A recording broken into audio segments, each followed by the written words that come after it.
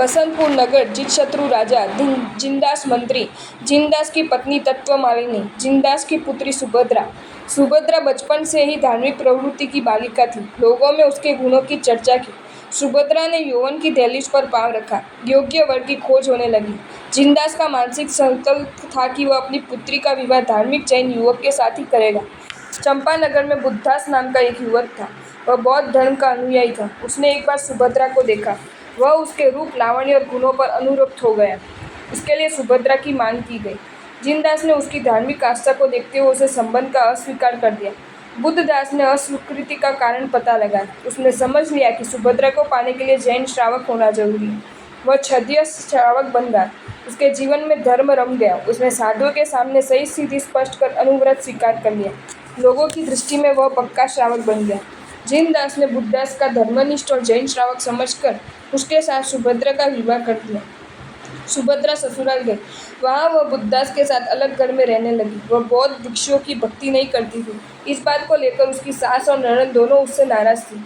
एक दिन उन्होंने बुद्धदास से कहा, सुभद्रा का आचरण ठीक नहीं है। जैन मुनि के साथ उसके गलत संबंध है। बुद्धदास ने उनकी बात पर विश्वास नहीं किया। एक दिन सुभद्रा के घर एक जिन कल्पी मुनि भिक्षा लेने आए। सुभद्रा ने उनको भक्तिपूर्वक गोचरी दी। उसने मुनि की ओर देखा तो उनकी आंख में फांस अटक रही थी और उससे पानी बह रहा था। सुभद्रा जानती थी कि जिन कल्पी मुनि किसी भी स्थिति में अपने शरीर की सार संभाल नहीं रख करते, इसलिए उसने अपनी जीभ से मुनि की आंख में अटकी फांस निकाल दी। ऐसा करते समय सुभद्रा के ललाट पर लगी सिंदूर की बिंदी मुनि के भाल पर लगी। सुभद्रा की ननद खड़ी खड़ी सब कुछ देख रही थी। वह ऐसे ही अवसर की टोह में थी। उसने अपनी माँ को सूचित किया। माँ बेटी ने बुद्धदास को बुलाकर कहा, तुम अपनी आंखों से देख लो। बुद्धदास ने उन पर विश्वास कर लिया। सुभद्रा के प्रति उसका व्यवहार बदल गया।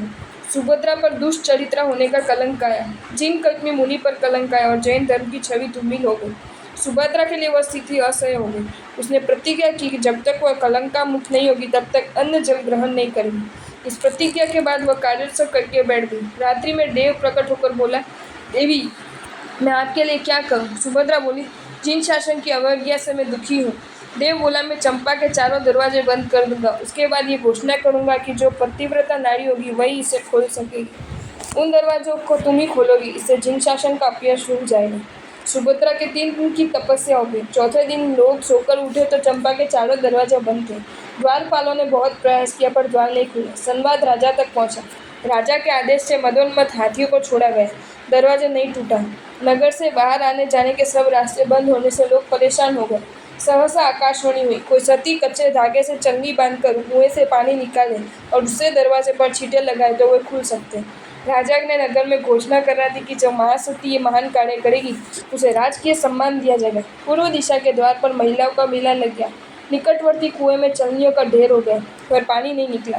चारों ओर व्याप्त निराशा के बीच सुभद्रा ने अपनी सतीत्व प्रमाणित करने के लिए सास से आज्ञा मांगी।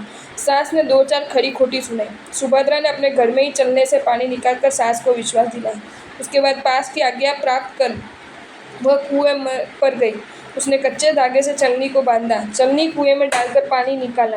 उस पानी से पूर्व पश्चिम और उत्तर दिशा के